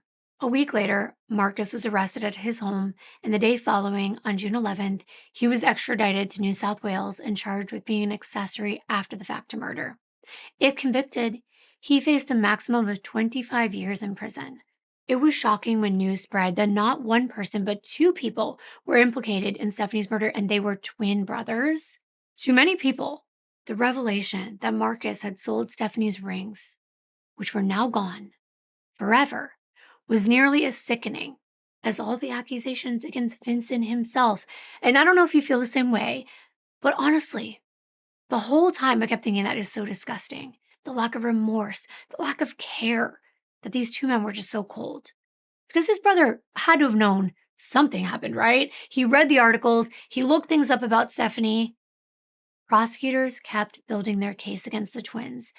And then on August 5th, Marcus contacted the police like his brother had done months earlier because now he wanted to talk. Sure he did. Of course he did. Now that his ass is on the line, of course he wants to sit down with detectives. He now admits he did receive an envelope from Vincent in the days after Stephanie's murder, and he said he kept it in his room for a week, only opening it after Vincent was arrested. And inside were the 2 rings and Stephanie's driver's license. When asked if he knew whose they were, Marcus said he didn't know for certain but assumed they were Stephanie's. He admitted photographing her license before burning it in his fireplace 2 days later. He denied the photos were a memento. He said at the time, he thought he might need proof to show the police. Then he explained that after pawning the rings, he used the money, like we thought, for a plane ticket to go visit his brother in jail. Marcus denied that his brother ever said anything about wanting to murder anyone on that call on April 4th. When he was asked why he deleted all their conversations, he claimed it was just to free up space on his phone. But if that were true, why didn't he delete anyone else's? And the same explanation kept coming back again and again. And that was that he had gone along with Vincent's request out of what he called misplaced loyalty. Okay. To the detectives, it was very clear these brothers were extremely close, but that Vincent was the dominant one of the two. And as I've mentioned by now, forensic testing had revealed Stephanie's DNA was on the used, I'm going to call it Durex, okay, found in Vincent's backyard. And when they examined the pickup truck, they found the blood smears on those boards in the back were not only human, but they were also consistent with Stephanie's DNA. A significant amount of human blood consistent with Stephanie's was also found in the trunk of her car, on the trunk liner, and on the vehicle's rear bumper. Vincent's DNA had also been found inside the vehicle, and the yellow duct tape that was found behind Vincent's backyard shed also contained Stephanie's DNA. And guess what? It was very similar to the tape that was used by painters at Leeton High School. Other items seized from Vincent's home carried traces of Stephanie's DNA too. A bloody gas can, the murder weapon, which was a bloody knife, and blood-stained handcuffs, a bottle of lubrication, and some more prophylactics found inside his bedroom. Those also had traces of Stephanie's blood on them. On the strap of Vincent's digital camera, there was a substance that was also found on her body that was on that strap. Investigators concluded that what Vincent's brother Luke saw him burning in the fireplace in the early hours of April 8th was actually Stephanie's belongings. None of her other clothing or shoes were ever found, but there was more evidence to examine, and police hoped that it would offer some insight into the kind of man Vincent really was, and what led him to do something like this. And this was the part I was kind of waiting to talk about, because I always wonder why. We can chalk it up to a person being crazy, but I think that's a simple explanation, and there's always more to it. A computer seized from his bedroom revealed very alarming material. Saved on the device were surveillance-style photographs and videos of women and school-age girls, along with a very large collection, I'm talking about thousands and thousands, of very inappropriate images of animals. Yes. Vincent had also saved videos of murder, forced intercourse, and bomb making on his computer, and his internet search history was very disturbing. He routinely searched for content involving the same things that I just mentioned to you, as well as what I'm going to call treating women in a violent manner during sexual encounters. Also hardcore material, as well as having relations with deceased women. Fantasies, if you will. On February 21st, about 6 weeks before Stephanie's murder, and while he was already working at the high school, he searched terms that I can't even repeat here. But you can try to parse them out through my edited audios. I'm going to have to take some words out, okay? They included bride rape, bride kidnapping, virgin bride brutally raped by drunk man, rape videos, bride raped with wedding dress, and Muslim man rapes child bride until she dies. He also clicked on a video titled Japanese Teacher Clothes Cut Off and Gang Raped by Students. Wow, I'm speechless. These weren't Vincent's only sinister interests.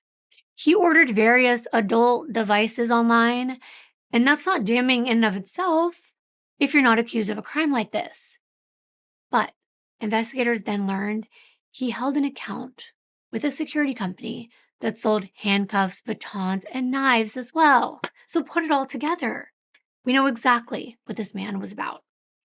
On October 10th of 2014, he ordered handcuffs and a half sword.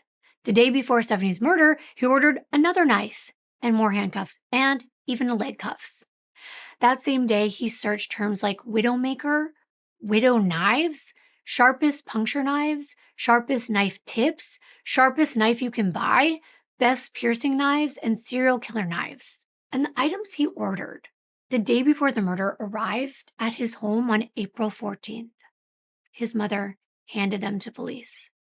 With both of these brothers in custody and all of this forensic evidence against Vincent, police began piecing together a timeline of Stephanie's terrifying final moments and the aftermath. Just before she left the school, she emailed that bus company about her wedding that was at 12:58 p.m. Shortly afterward, she went to the administration block. At 1:31 p.m., she disarmed the block's alarm, and 7 minutes later, she rearmed it at 1:38. That's the last thing she would ever do that left a record.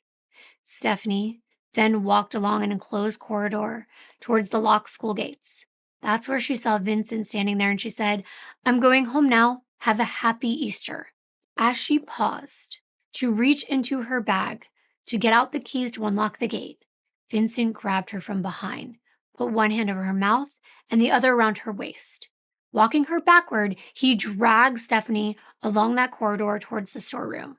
She dropped the keys and her bag, which had her laptop inside. Stephanie fought for her life. She tried to scream, and she scratched Vincent in the process of struggling. Inside that storeroom, Vincent pushed her to the ground. She fell face down between some of those boards and a locker. Vincent then got on top of her, his left arm on her throat, and he used his fists to do what he did. 40 times he struck her, and she fought back for at least about a minute before she lost consciousness. Vincent then unwrapped one of his rubbers, and he was probably trying to make sure his DNA wouldn't be on her, and he forced himself on her while she was alive. Then he pulled out the knife from his pocket, and he wounded her neck.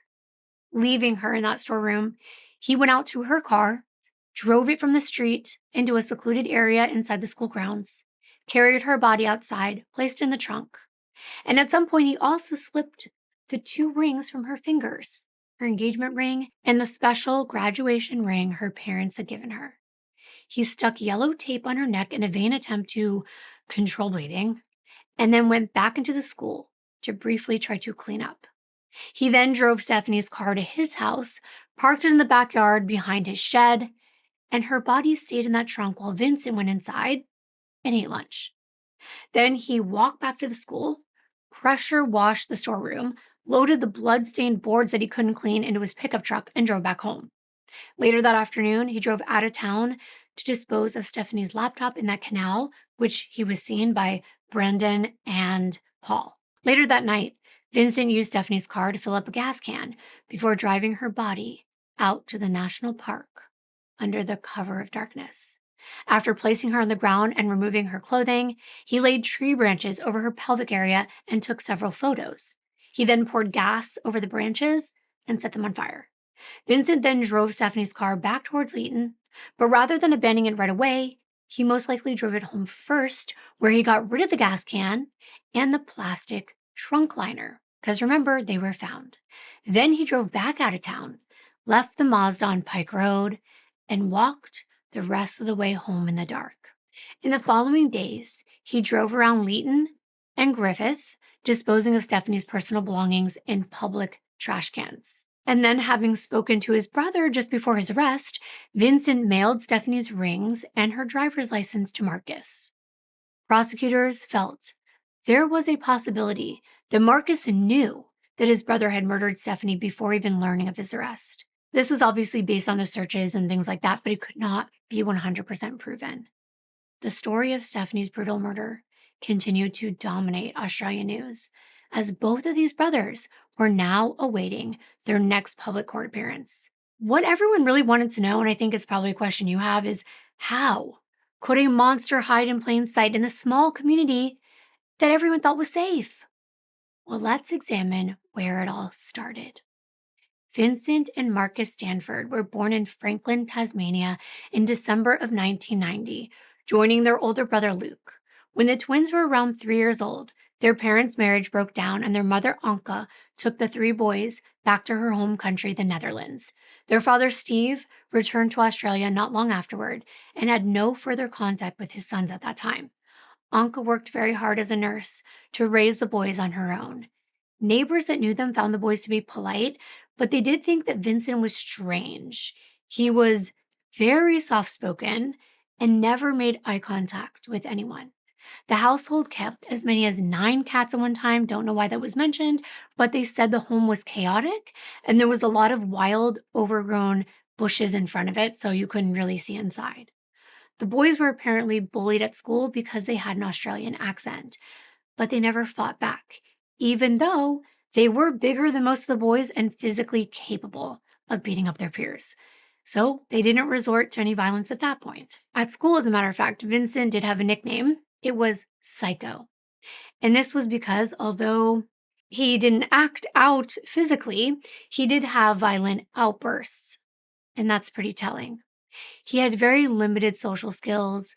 It was also said he suffered from oppositional behavior, and he had very little, if any, friends at all. In 2003, when he was 12, Vincent was reprimanded by his school principal.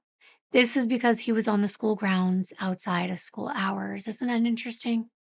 When the principal grabbed his coat, he grabbed her throat, and she struggled to breathe, and she thought she was going to die. Vincent was unapologetic, and he was eventually expelled. Just a month before this, he had actually been in a fight with another student who he also grabbed by the throat, and he was admitted to a psychiatric facility where he was diagnosed with autism spectrum disorder and oppositional defiant disorder. But I do want to point out, that does not mean that someone will go on to become what he did. When he was discharged from the psychiatric facility, he was referred for behavior management and enrolled in a school for children with additional needs, where he stayed until he was 16 years old. As the twins got into their teen years, Marcus regularly used alcohol and cannabis, but Vincent did not. According to forensic psychologists who later evaluated Vincent, there was nothing to indicate that he had any adverse childhood experiences. And I was like, okay, maybe not, but maybe not forced on him, but definitely on others, right? But when they asked him if he experienced any childhood disturbances in his family, he said no, and he described having an all right relationship with his family. Apart from a girlfriend he had at 14, Vincent never had another romantic relationship, mainly because he said he didn't want one. Was that really it? Marcus graduated from high school and studied at a university, but he dropped out after 6 months because of lack of interest. Vincent then applied to study information technology at a local college, and he then wanted to join the army, but he was rejected both times. So school didn't want him, army didn't want him. He struggled then to find steady work, and he finally landed a job as a janitor, a role that would require very minimal interaction with others, which suited him, but I'm thinking probably also suited others around him. He was also a very big person. He was around 265 pounds, and his coworkers were actually struck by his physical strength, and he earned himself a nickname, King Kong. Even though he did have this stature and he had that nickname, he got along well with his employers and his colleagues. But he would react very badly, apparently, when his routine was changed, and this so reminded me of the recent case of the coin crapper, if you know, you know, Tanner Horner, in the death of little Athena Strand. Brutal case. And his defense also tried to say and use autism spectrum disorder to say that when his routine, his route changed at FedEx, it would set him off. It didn't work. And in Vincent's case, it was similar. Apparently, if he was moved to a different job partway through his shift, he got angry, would throw him off. And he felt that his boss, Richard, was disorganized and didn't care about him or the other workers, which made Vincent upset. Clearly, we can tell he does not do well with authority. One day, after Richard reprimanded him about slamming doors, Vincent attacked him. Do you see a pattern here? The way he attacked his principal? Vincent said when he began having thoughts of killing Richard, he knew it was time to stop. And I was like, okay, he's attacking this man. Somehow he's thinking, oh, gotta stop before I kill him. Marcus was actually the first one out of the family to come back to Australia. He settled in. He became a laborer on a flower farm. And in early 2014, Anka, Luke, and Vincent followed. Anka eventually found work at a local aged care facility, and Vincent got the job with the cleaning company Colin, Joss & Co. And he worked temporarily at government educational sites, including Leeton High School. Both twins were passionate about online and video gaming. Vincent liked military-style games, and he spent a lot of time on a site called Documenting Reality, where he styled his online presence after the Aztec serpent god Quetzalcoatl. Gaming apparently gave him a way to disappear. There were no face-to-face contact with anyone, and guess what? Vincent even had a YouTube channel where he would post his gaming sessions. His brother even started a game company called Bulletproof Studios, and Vincent did 2D game modeling for him. The venture never took off, though, and Marcus shut the whole thing down. Vincent didn't make friends. He didn't socialize outside of his family, and he said it was because he found other people's company stressful. He felt he got all the connection he needed from his close relationship with his mother. Yikes. They played darts together, backgammon, and he handed most of his paycheck to his mom for all the household expenses. Vincent said he liked working alone before and after hours with minimal contact with anyone. He rarely spoke to anyone he encountered at the high school where he began working in early March of 2015. Based on his own account and those of others who knew him, it was clear Vincent had a long-standing, unaddressed anger issue. But evidence seized from his Stanford house revealed something that I have to mention that's far darker than that. And it made it very clear if Vincent had gotten away with Stephanie's murder, she would not have been his last victim. In his bedroom, police found a notebook with his name on the cover, and inside were drawings of a woman, a car, a gun, a sword, and an image of a woman's head being stabbed. Yeah. And alongside it was a list of sedating drugs, including Valium, chloroform, nitrous oxide, and the one that's used when you go on dates with someone that I hate that's associated with the word dating because no one is asking for that to happen to them on a date. Those things were listed there. And there was clear evidence that in the months before the murder, Vincent had been following 3 separate women. The first was actually a young girl. She was someone from his neighborhood, only 12 years old, so we're going to say child here. The court only referred to her as Joanne.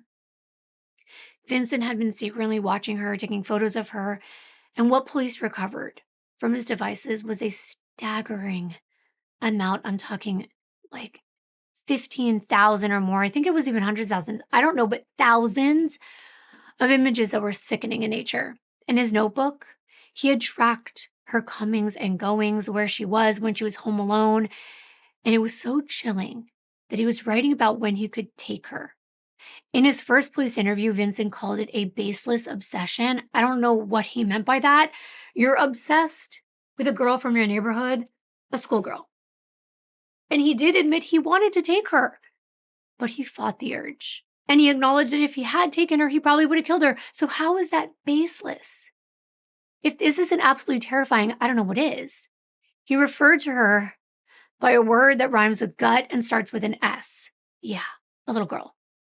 He even wrote down the license plate numbers of her parents. He stole a photo of her from a bulletin board at the school he cleaned where she attended. It was a picture of her and her grandpa at a school dance. And the second person he was following was a young woman the court referred to as Jillian. This was not her name. She worked at Leeton Supermarket. and she had seen Vincent there with his mother, but in the weeks before the murder, he started coming there alone. So you can tell, he was planning something with someone, maybe all of these women. On 2 occasions in late March, he approached her and struck up a conversation, and days later, he searched for her online. He tried even finding her vehicle and tracing it. The next day, when Jillian arrived for an early shift, she found Vincent sitting in his pickup truck in the staff parking lot, not the public parking lot. She was freaked out. She waited in her car until 2 male coworkers came up, and she walked inside with them. Vincent sat there and took photos of her car that morning, which were found on his device. The third person he was following was a 28-year-old teacher at Leighton High School, not Stephanie. This was who the court referred to as Jennifer. She was often one of the teachers that worked late, and her car would sometimes be the last car in the parking lot. She actually began noticing Vincent lingering nearby when she returned to her car in the evening. Sometimes she said hello, and he would say hello back. Police found a photo of her car on Vincent's phone taken in the school parking lot on March 27th at 4:57 p.m. Think about what he was compiling. Vincent's devices held numerous other photographs of women and girls taken as they passed by his house, along with images of people with animals, which I already kind of explained to you. There was no longer any question. The cumulative picture was of a man who had been escalating and who had been circling potential victims for a very long time.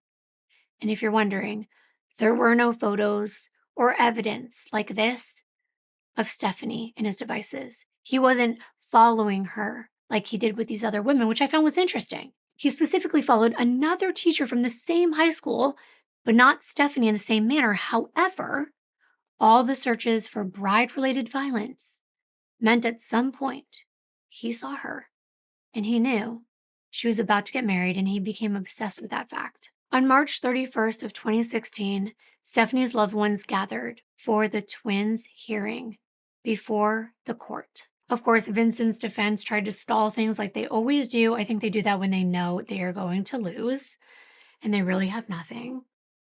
But Crown Prosecutor Virginia Morgan had a massive 16 full binders of evidence against Vincent, including his fingerprints, handwriting samples, and a trove of records that would go to just how deliberate his actions had been. Vincent did not enter a plea. He was definitely headed for trial. But someone who did enter a plea was his brother, Marcus. He pleaded guilty to being an accessory after the fact to murder for Stephanie's murder. And her family and her fiance, Aaron, it did bring some relief, some small piece of certainty, but they braced themselves for the long road that was still ahead of them. But almost 4 months later, an unexpected turn in the case. On July 20th of 2016, before Justice Robert Hume, in New South Wales Supreme Court, Vincent pleaded guilty to murdering Stephanie and to the aggravated SA. There would be no trial. And even though it brought relief, the families did want to see justice done. There's something about being in open court, bearing witness to everything the media didn't set forth, the things that were unknown. There's something about that you lose when they plead guilty. But it also did save them the grief of having to see so many terrible things about her. Before Vincent, it was Marcus's turn to be sentenced, and because he pleaded guilty, he wouldn't face the maximum of 25 years. On August 23rd of 2016, before Justice Hume, the same judge, they sought a sentence of 4 to 5 years. And I know what you're thinking. That doesn't seem like a lot of time. But with the facts of the case and the accessory after the fact being so enormously broad of a charge, there was no evidence Marcus knew of his brother's intentions beforehand. He wasn't present when Stephanie was murdered, and he didn't help dispose of her body. And then he eventually confessed. So the judge agreed with that sentence. Then Stephanie's mother stood up to give her impact statement.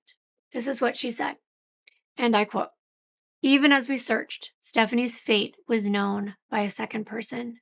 Both were part of something so monstrous, so cruel and heartless, devoid of the qualities that make us mortal human beings. Opportunities to assist the police were squandered, and now we must all suffer the consequences. 2 little rings, how significant they were in life and now in death. These treasured little rings that had meant so much had become trophies. The vision of them being removed from Stephanie's gentle, loving hand sickens us and fills us with despair. As instructed, they were sold to the lowest bidder. So full of greed and so damning, Stephanie represented all that is good about humankind. She possessed all the qualities we value and was a source of pride, joy, and inspiration to our family, her many friends, and all who knew her. A day has not passed that we have not shed a tear for our beautiful girl and for all that has been taken from her. We are all angry. There is no peace. There will be no end to the sorrow. And we can never make sense of losing our beautiful girl. It's still hard to imagine a future without Stephanie in it. She was truly one of the special ones." End quote. Justice Hume told the court that on the evidence before him, he couldn't determine exactly what Marcus had known about the murder or when. All that was certain was at some point, Marcus learned Stephanie had been taken and murdered and that his brother was responsible. Marcus also had no prior criminal history. And because he listened to his brother's instructions, he had disposed of evidence that could have helped prosecute a violent crime and made the recovery of those rings impossible. He called that act utterly appalling. It was disgraceful and inexcusable. It was the act of a man who put morality and human decency secondary to the interest of his murderous brother, his words. The judge noted that without the plea of guilty, the sentence would have been 1 year and 8 months. What Marcus actually received was a fixed term of 1 year and 3 months, backdated to his arrest. And if you do the math from the sentencing date, that meant Marcus had 15 days left to serve. That's it. I know what you might be thinking. I'm probably thinking the same, but it is what it is. Then just 2 weeks later, Marcus himself issued a public apology. He said, "I want to say sorry for what I've done and for the hurt I caused her family. I hope I won't cause any more trouble. I did a really stupid thing, and unfortunately, I can't take it back." I think we also have a video of him giving an apology, so I'll play it for you. I just want to say sorry for what I've done, and for the hurt I caused the family.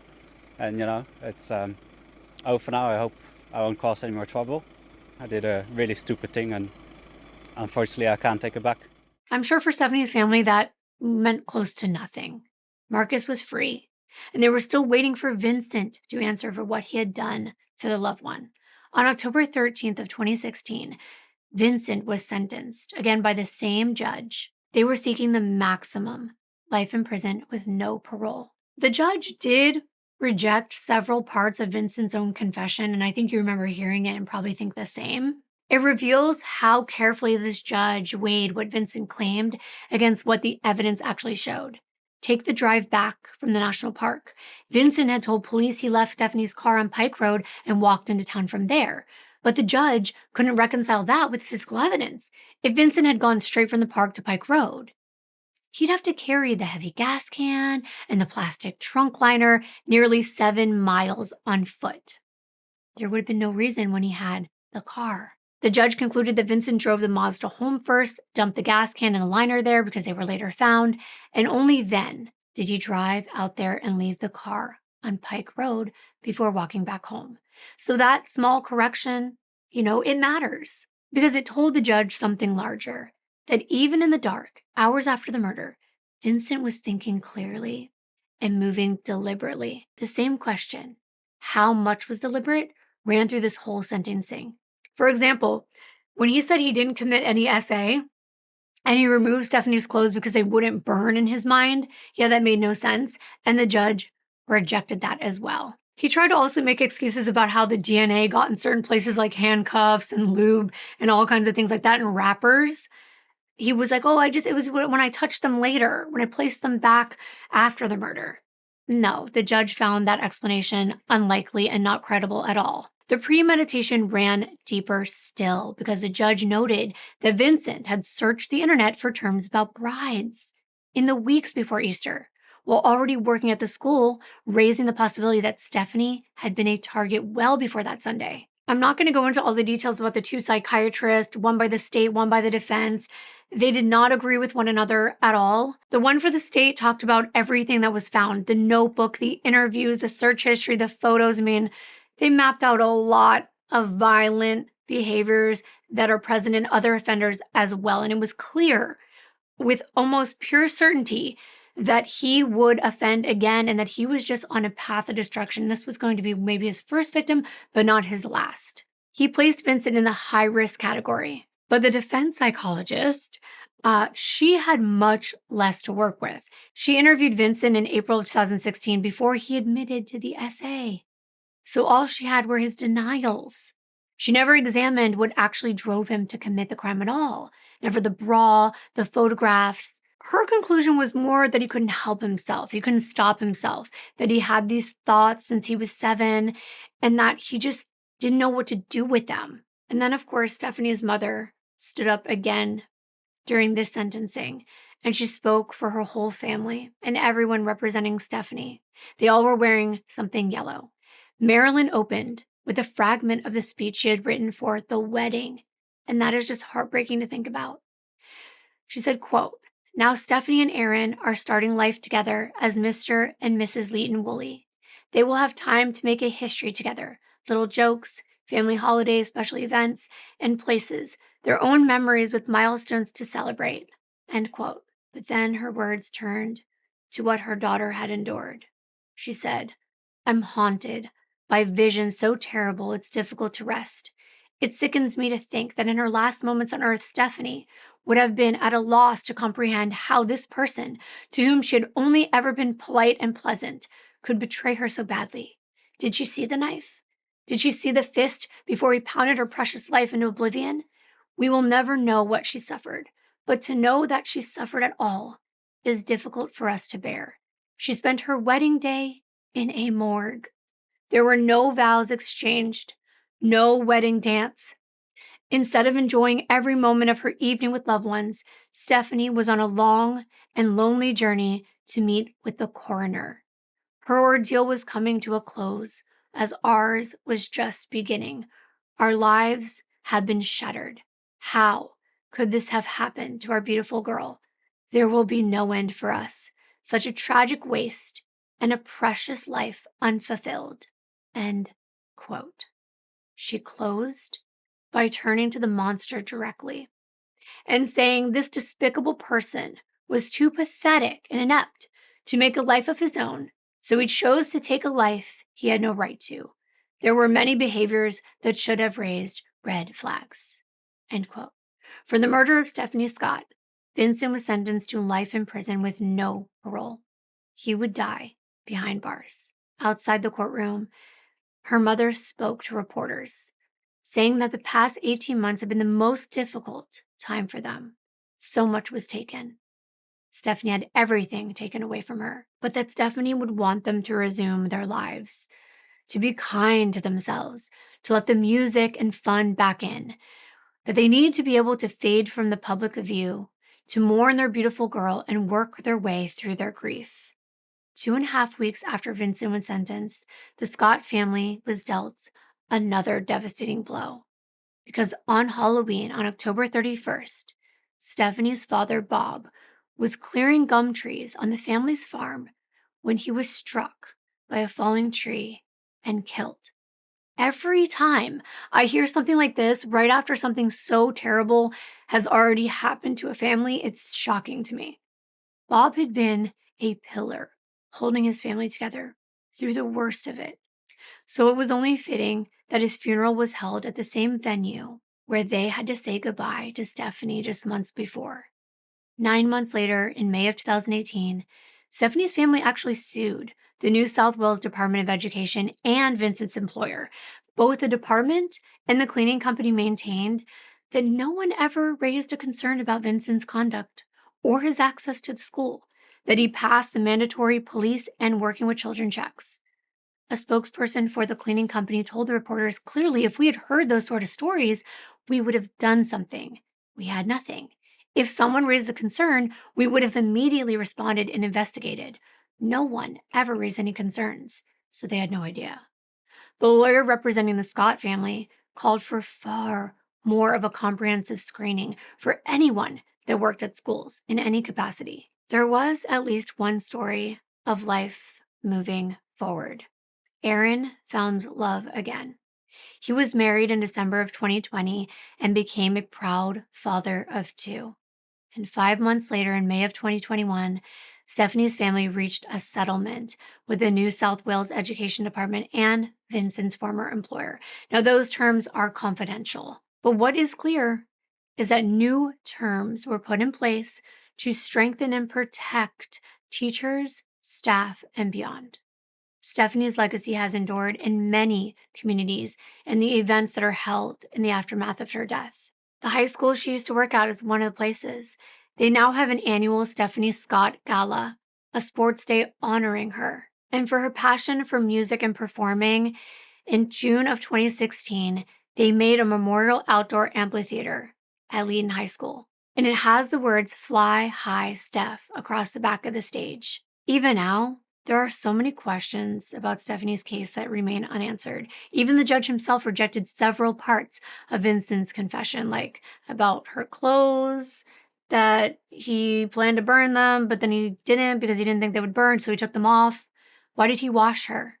Why go to such lengths to destroy Stephanie's belongings and so much of the evidence, yet keep the GPS in his truck and the photos of her body?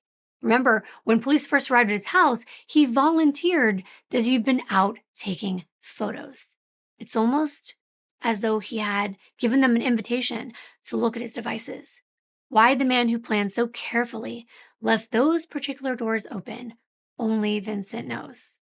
There's another question that hangs over this whole case, and it's one of the cruelest details. Vincent's job at that high school was only meant to be temporary, but we know it was extended. If it hadn't been, he would have never been anywhere near that school over Easter at all. So much of what happened to Stephanie turned on a handful of small, ordinary decisions that no one could have known were leading anywhere terrible. Many people have wondered about Vincent's real reason for moving back to Australia as well. He'd had trouble with his employers in the Netherlands, thoughts of violence, an attack on his boss. Had this behavior been escalating there? And was he afraid it was going to bring more attention to the Dutch police? Because murders like Stephanie's don't happen out of nowhere. There is almost always a trail of warning behavior leading up to them.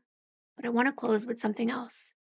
On the front fence at Stephanie's family home, a single yellow bow still hangs.